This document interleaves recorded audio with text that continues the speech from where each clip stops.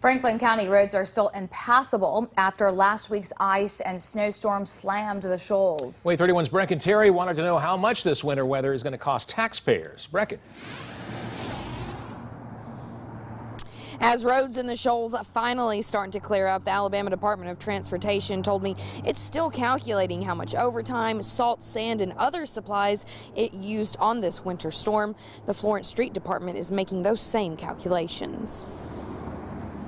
This was a very impressive storm in the fact that it came in two waves. First wave of the sleet and freezing rain and ice and all.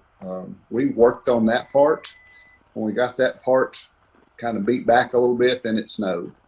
And turned Florence's roadways into blankets of ice and snow, trapping over 100 cars.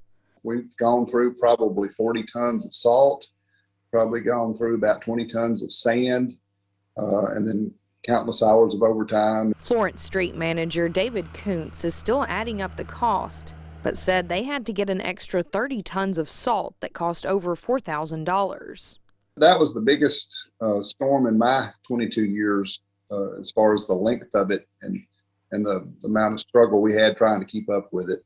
He said regardless of the cost, he's just glad no one was seriously hurt and his crews were able to do their jobs. Well, the guys did a great job. Most importantly, they did this safely, and we didn't have any accidents. We didn't slide off the road, which is usually a struggle because we treat the spots that are rough and bad, and they did a great job of that. They were very mindful and courteous to everybody that they dealt with during this time, and they did a fabulous job. I have a veteran crew, very proud of them.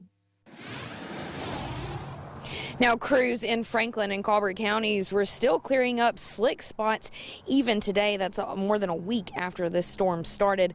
Now, Franklin County told me that its roads are still impassable, and that's because this winter storm knocked down so many trees onto the roads. Crews are still working to clear those roads up. Live in the Shoals, Brecken Terry, WAAY 31 News.